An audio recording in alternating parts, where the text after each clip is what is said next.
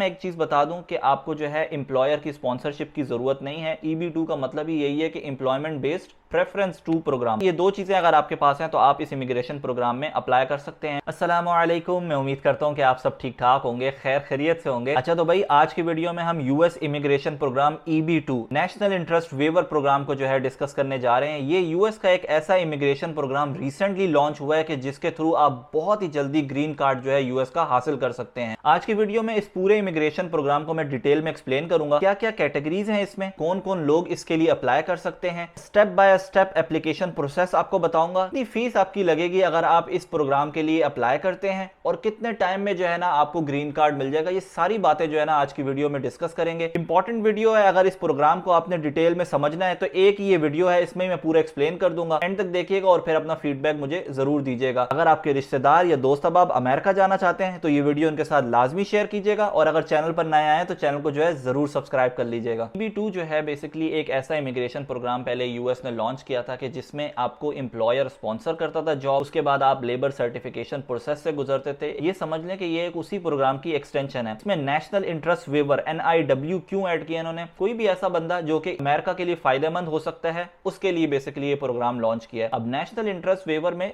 तीन कैटेगरीज जो हैं शामिल हैं। पहली कैटेगरी है एडवांस डिग्री की, दूसरी कैटेगरी है एक्सेप्शनल एबिलिटी की और तीसरी कैटेगरी है एंटरप्रेन्योर एप्लीकेंट्स की। तो हम तीनों कैटेगरीज की जो है एलिजिबिलिटी को जो है डिस्कस कर लेते हैं कि कौन कौन वो लोग हैं जो एलिजिबल हैं इस इमिग्रेशन प्रोग्राम को अप्लाई करने के लिए। अच्छा जी, सबसे पहले हम बात कर लेते हैं एडवांस डिग्री के बारे में। अगर आपके पास 4 साल का बैचलर्स की डिग्री है, मास्टर्स किया हुआ आपने, चार्टर्ड अकाउंटेंट है आप, डॉक्टर, इंजीनियर या PhD आपने की हुई है और उसके साथ ही साथ आपके पास 5 साल का प्रोग्रेसिव एक्सपीरियंस है। प्रोग्रेसिव का मतलब ये है कि यार आपने स्टाफ लेवल पे शुरू किया था, जूनियर थे, फिर आप सीनियर हुए, फिर आप असिस्टेंट मैनेजर, फिर आप मैनेजर। अगर इस तरीके का आपका एक्सपीरियंस है, दो चीजें हैं आपके पास, तो आप एलिजिबल हैं इस प्रोग्राम में अप्लाई करने के। मैं एक चीज बता दूं कि आपको जो है एम्प्लॉयर की स्पॉन्सरशिप की जरूरत नहीं है। EB2 का मतलब ही यही है कि employment based preference two program. तो खैर ये दो चीजें अगर आपके पास हैं तो आप इस इमिग्रेशन प्रोग्राम में अप्लाई कर सकते हैं। दूसरी बात यह है कि अगर आप यूएस में हैं या यूएस से बाहर मतलब पाकिस्तान, इंडिया या दूसरे किसी भी मुल्क में बैठे हुए हैं तो आप वहां से भी अप्लाई कर सकते हैं इमिग्रेशन प्रोग्राम में। फॉर मोर क्लैरिटी मैं आपको ये बता दूं कि इसमें स्टेम का फॉर्मूला यूज होगा कि अगर यार कोई किसी को लगता है कि यार मेरी डिग्री अप्लाई होगी इसमें या नहीं होगी। Basically 4 categories. स्टेम का मतलब है साइंस, टेक्नोलॉजी, इंजीनियरिंग और मैथमेटिक्स। ये 4 कैटेगरीज जो है ना इस बेसिकली इमिग्रेशन प्रोग्राम में शामिल हैं। अगर आप इन 4 से रिलेट करते हैं तो आप जो है अप्लाई कर सकते हैं। अब हम बात कर लेते हैं दूसरी कैटेगरी के बारे में जो कि है एक्सेप्शनल एबिलिटी। देखें एक्सेप्शनल एबिलिटी में बहुत सारी चीजें आ जाती हैं। अब मैं एक मिसाल दे देता हूं आपको। जिस तरह एक मॉर्निंग शो में 2 स्टूडेंट्स आए थे अपनी फॉर्मूला कार लेकर, होस्ट जो है बोल रहा था कि यार ये फॉर्मूला कार है, इसमें एक ही बंदा आ सकता है या एक से ज्यादा बंदा भी आ सकते हैं। मैं एक मिसाल दे रहा हूँ, वो 2 इंजीनियर थे शायद, इन्होंने वो कार बनाई थी। उसी तरीके से हम सोशल मीडिया पे बहुत सारी जो है डिफरेंट क्लिप्स देखते रहते हैं कि एक बंदा था जिसने पानी से जो है मोटर बाइक चला के दिखा दी थी। तो ये बेसिकली एक्सेप्शनल एबिलिटी में आता है। इसी तरीके से यूएस गवर्नमेंट ने इस इमिग्रेशन प्रोग्राम में बेसिकली 7 रिक्वायरमेंट्स रखी हैं और कहा है कि यार इन 7 में से अगर आपके पास 3 भी है ना, हमारा काम चल जाएगा, हम आपको जो है अप्रूवल दे देंगे। 7 रिक्वायरमेंट्स क्या है? पहली रिक्वायरमेंट है कि यार आपके पास बैचलर्स की डिग्री होनी चाहिए, मास्टर्स की डिग्री होनी चाहिए या एक प्रोफेशनल सर्टिफिकेट होना चाहिए। दूसरी रिक्वायरमेंट है प्रूफ ऑफ पेमेंट की, जो कि आपको अपनी सर्विसेज प्रोवाइड करने पर मिली है। मिसाल के तौर पर हम उन्हीं स्टूडेंट्स की मिसाल ले लेते हैं जो कि फॉर्मूला कार बनाते थे। उन्होंने फॉर्मूला कार बना के कंपनीज को सप्लाई की और उन कंपनीज ने उनको पेमेंट दी। तो बेसिकली पे स्टब्स या जो उनको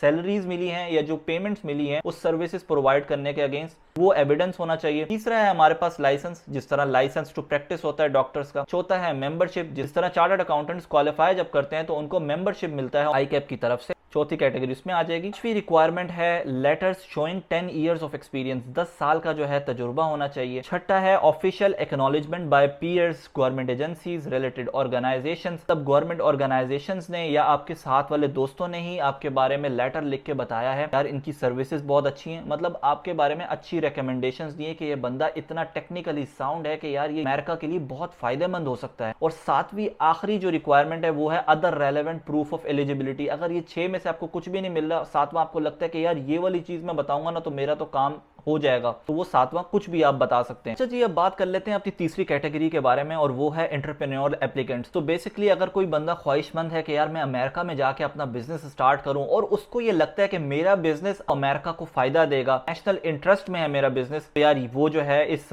इमिग्रेशन प्रोग्राम में अप्लाई कर सकता है। मिसाल के तौर पर अगर कोई डॉक्टर है और वो ये सोचता है कि यार मैं वहां पर जाके क्लिनिक खोलूंगा, लोगों को सर्व करूंगा, तो ये एक ऐसी चीज है कि जो कि नेशनल इंटरेस्ट में आती है। तो बेसिकली क्या रिक्वायरमेंट्स हैं एंटरप्रेन्योर एप्लीकेंट्स के लिए? 3 रिक्वायरमेंट्स हैं। पहली रिक्वायरमेंट है स्टार्टअप कैपिटल आपके पास होना चाहिए। जो बिजनेस आप शुरू करने जा रहे हैं उसको स्टार्ट करने के लिए जो पैसा चाहिए वो आपके पास है या नहीं है। अगर नहीं है तो आपने अगर किसी बैंक से लोन लिया है तो बैंक की तरफ से सर्टिफिकेट आपके पास होना चाहिए। दूसरी चीज जो है वो होगा लेटर ऑफ इंटेंट। इसमें जो है आप ये बताएंगे कि यार मैं इस तरीके से बिजनेस को स्टार्ट करूंगा, इस तरीके से आगे लेके जाऊंगा। तीसरी चीज जो होगी वो होगा प्रूफ ऑफ कॉन्ट्रैक्ट्स। अगर आपने उस बिजनेस को स्टार्ट करने के लिए कोई कॉन्ट्रैक्ट किए हैं किसी कंपनीज के साथ तो वो आपके पास होने चाहिए। तो ये 3 चीजें अगर आपके पास हैं तो आप जो एज एन एंटरप्रेन्योर अप्लाई कर सकते हैं इस इमिग्रेशन प्रोग्राम में। Today's video is powered by TapTapSend। ये एक मनी ट्रांसफर ऐप है, एक ऐसी ऐप जो कि ग्रेट एक्सचेंज रेट्स प्रोवाइड करती है। फ्यू सेकंड्स में आपके पैसे आपके घर वालों को पहुंच जाते हैं। अगर आप कनाडा में हैं तो 10 कैनेडियन डॉलर्स, यूएस में हैं तो 10 यूएस डॉलर्स, दुबई में है तो 25 दरम तक का आपको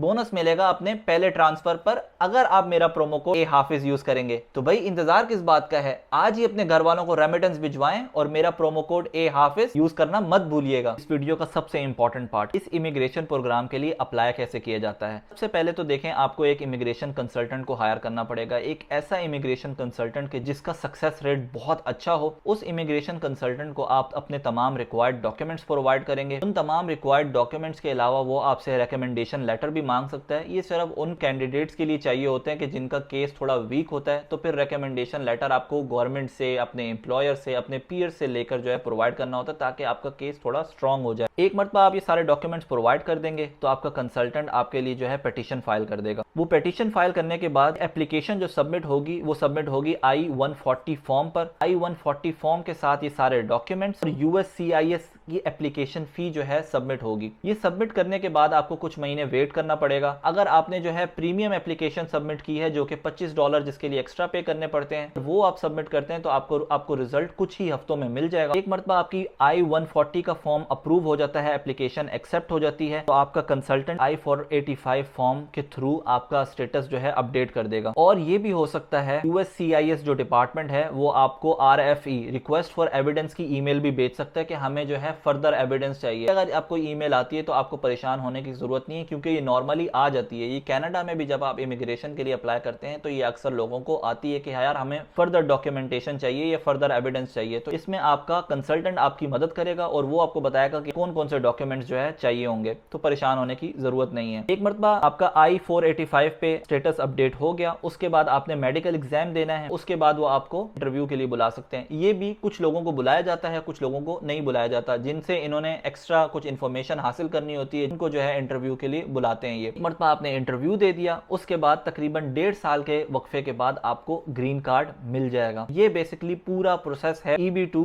NIV इमिग्रेशन प्रोसेस का। अच्छा, वीडियो के एंड में मैं आपको बता देता हूँ कि यार कितना खर्चा होगा आपका अगर आप EB2 NIV इमिग्रेशन प्रोसेस के लिए अप्लाई करते हैं। सो बेसिकली 5 ऐसे स्टेप्स हैं कि जहां पर आपका आउटफ्लो होगा। सबसे पहले जब आपका immigration consultant I-140 form file करेगा तो उसकी अटॉर्नी फी होगी, वो आप पे करेंगे। इसके साथ फिर उसी I-140 का USCIS फी जो होती है उसकी पेमेंट करनी होगी। फिर तीसरा स्टेप में I-485 की अटॉर्नी फी और उसके साथ ही साथ USCIS की फी, 2 फीसेस आपको पे करनी होंगी। और 5वीं फीस होगी आपकी मेडिकल एग्जामिनेशन फी। तो ये 5 फीस जो है ना आपको पे करनी होगी और ये टोटल जो खर्चा होगा वो तकरीबन 10 से 15,000 US डॉलर्स का आपका खर्चा होगा। ऑन एन एवरेज जो है 10,000 कहा जाता है। कुछ कंसल्टेंट ज्यादा चार्ज करते हैं, कुछ कंसल्टेंट कम चार्ज करते हैं। अराउंड ऑन एन एवरेज आप 12,000 के करीब रख सकते हैं कि ये खर्चा आपका होगा। लेकिन इसके अगेंस्ट आपको अमेरिका का ग्रीन कार्ड मिल जाए तो मैं समझता हूं कि ये 12,000 US डॉलर्स वर्थ करते हैं इतना खर्च करना। तो भाई ये थी आज की वीडियो। अगर आपका कोई दोस्त, रिश्तेदार के पास एडवांस डिग्री है या किसी के पास एक्सेप्शनल एबिलिटी है या कोई बिजनेस करना चाहता है तो यार ये वीडियो सदका जारिया के तौर पर उसके साथ लाजमी शेयर कीजिएगा। अगर मेरे चैनल पर नए आए तो चैनल को जो है जरूर सब्सक्राइब कर लीजिएगा। कमेंट सेक्शन में अपनी राय जरूर दीजिएगा कि मैं नेक्स्ट वीडियो किस टॉपिक पर बनाऊं। ये भी एक दोस्त ने कमेंट किया था तो मुझे आइडिया हुआ, इस पर फिर मैंने रिसर्च की और इस पर फिर आप लोगों के लिए वीडियो बनाई। मैं उम्मीद करता हूँ कि ये वीडियो आपको पसंद आई होगी। 3 दिन बाद रमजान का महीना शुरू हो रहा है, आप सबको एडवांस में रमजान मुबारक हो। रमजान में इंशाल्लाह हर हफ्ते एक वीडियो में अपलोड करूंगा जो कि संडे मॉर्निंग को होगी। और मैं उम्मीद करता हूं कि हम सब लोगों का रमजान बहुत सारी इबादतें करते हुए गुजरे। अपनी अच्छी सी दुआओं में याद रखिएगा। अल्लाह पाक आप सबको बहुत सारी ढेर सारी खुशियां नसीब करे। मिलते हैं नेक्स्ट वीडियो में। अस्सलामु अलैकुम व रहमतुल्लाहि व बरकातुहू।